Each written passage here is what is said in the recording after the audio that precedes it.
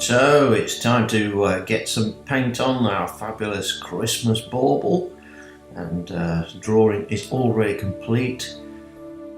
Nice, simple, easy drawing, dot and dash method, and Big Brian is on the scene.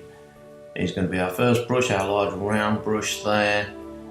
Just got a little bit of water on Big Brian. Always make sure your brushes are nice and clean before you start. I'm just going to drop some easy water within the bauble area. Place it on. You'll notice it's not completely full because Rose Opera is going to be our first colour. We're going to dive in with that. Just dropping it into the water.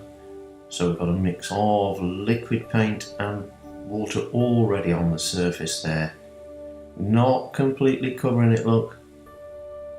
Just floating around. Nice and easy application.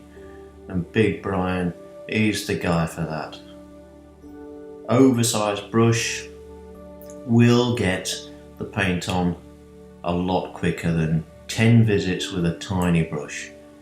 So go for the big brush. Cad red now.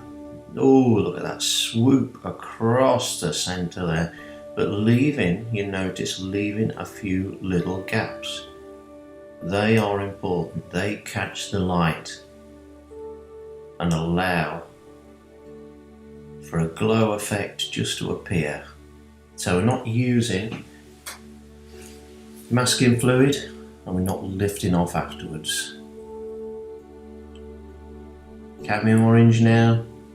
Again, dexterity of Big Brian. We can get some little line work in there quite nicely. And again, look how it all bleeds together. So we're working flat. It may look tilted on the screen, but no, I'm working dead flat. And that stops all of that liquid paint from running to the bottom of the painting. Still blending. See the three strands of colour there. We've got Rose Opera, Cad Red and Cad Orange. All good friends, but all give you that ability to build up the contour of the bauble.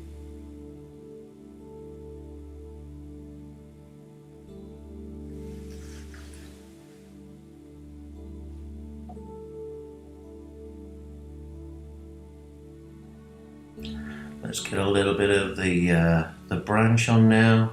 Christmas branch. Starting off still with Big Brian. Big Brian is working his socks off today. A little bit of water, just dabbed on.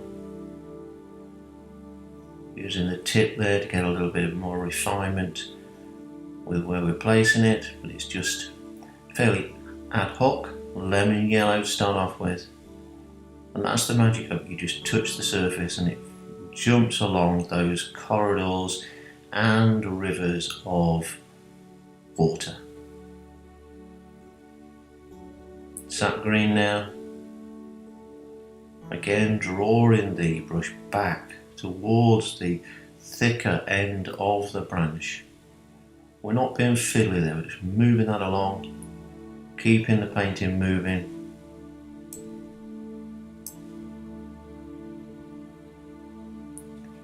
Cerulean blue, just scooting down there. Again, bleeding in nicely. So Big Brian's one of the loose gang that you may have heard about. If not, you just have. And Mini Dave is his little cousin. There he is. Small dagger brush.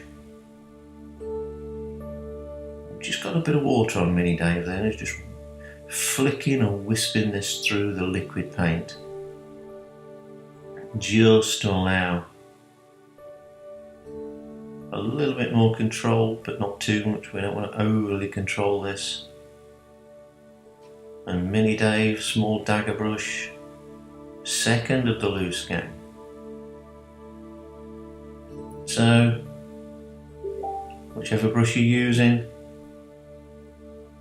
See if it's working for you, see if it does the job, and if you like some loose gang brushes, just drop over to the loosewatercolours.com store. We've got them in stock there. If not, I'll get you some. I'll make some more in my shed and send them out. So they're great brushes. I use these all the time and they really do work to help you get loose in your painting style, in your loose approach. Bit of purple now, just throwing this on. Again, just notice how that the liquid bleeds together. I'm not moving the brushes about in the paint too much, because that will actually send the colours to be a little bit murky.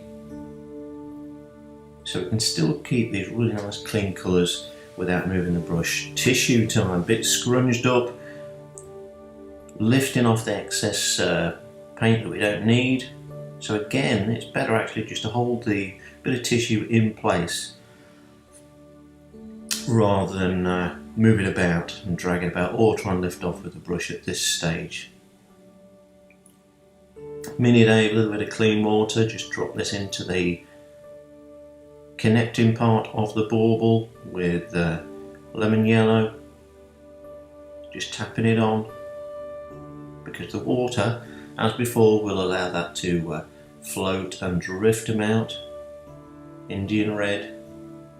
Indian red, really a sort of browny, light brown red.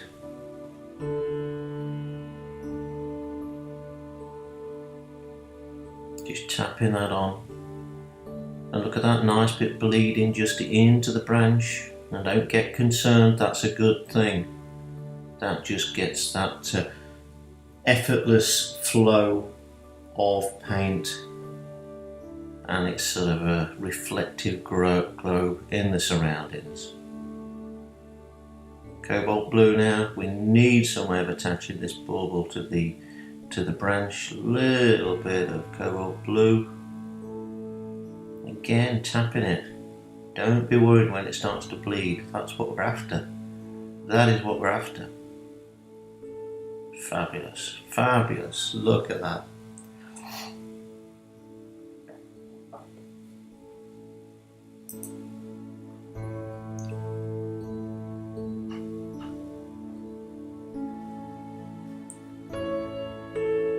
So now it's a little bit of splatter time. Yeah, splatterification with Miss Rigger. So she's a great brush for this. The bristles on Miss Rigger very springy, and also it's quite a wide width at the end of the brush. It's one of my special brushes I had put together by the guys, and works really well. So here we go, a bit of splatter. What are we going to do? Put your finger just close to the surface, tap, and off it goes. There you go, your sap green just landing. They are. Easily done. I'm just changing this round because of the angle of the camera. You can turn your paper around quite easily, that's a better way to do it. But like I say, I can't do that because the bauble will be upside down. Splatter just flowing there, nice and easy. I'd get a little bit of rose opera on as well, a bit of splatter at the bottom. Yeah, just tap that on. Gives a nice sort of flowing effect. Yeah, and quite easy. A bit of cat orange there.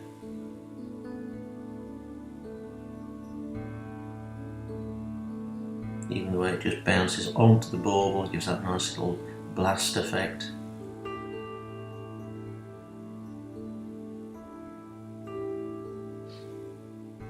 Now, a bit of water on Miss Rigger.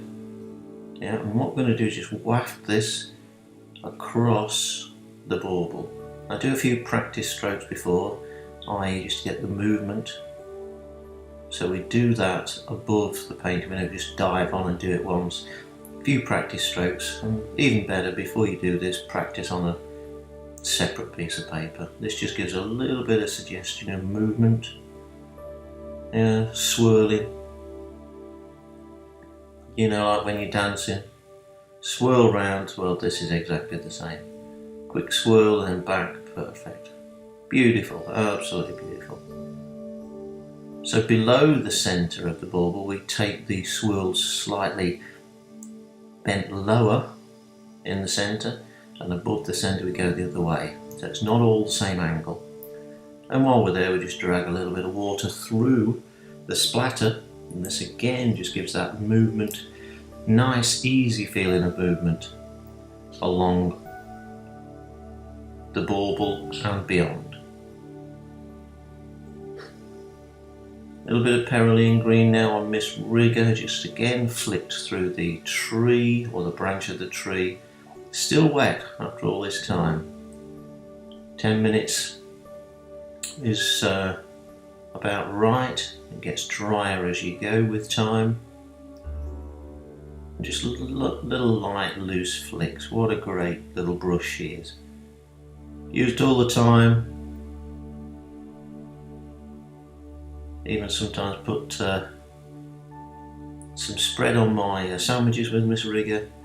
Only kidding, folks. I wouldn't try that at home. So fabulous. So well done, guys. This is a beautiful one. Now if you want to join me for lots more tutorials, drop on to loosewatercolours.com. There's a click link below and you'll be able to enjoy hundreds more and really get loose in your style. So thanks for joining me. I'll see you again very, very soon.